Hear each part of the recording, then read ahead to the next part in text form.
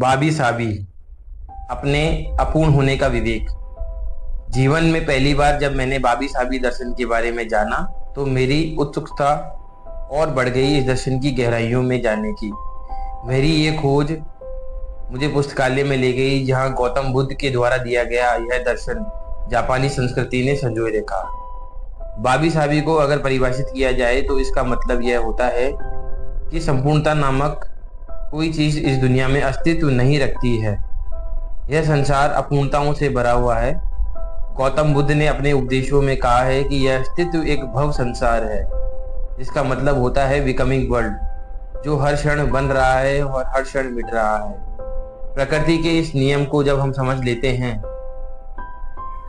तो हमारे जीवन से एक बड़ा अंधेरा हट जाता है जिसमें हमने अपना पूरा जीवन संपूर्णता नामक चीज को प्राप्त करने में लगा दिया है।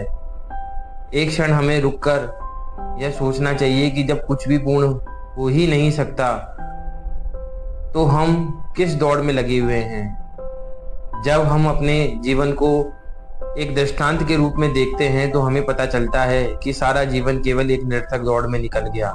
अंततः हमें कुछ भी प्राप्त नहीं हुआ और हाथ खाली के खाली रह गए।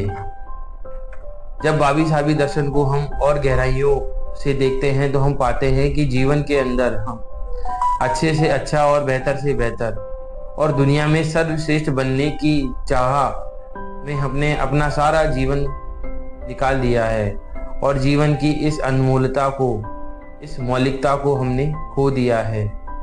इस दर्शन के बारे में जब मैं और गहराइयों में जाता हूँ तो यह दर्शन मेरी जिंदगी से अस्थिरता को हटाता है और जीवन में एक स्थिरता लाने का मार्ग बताता है।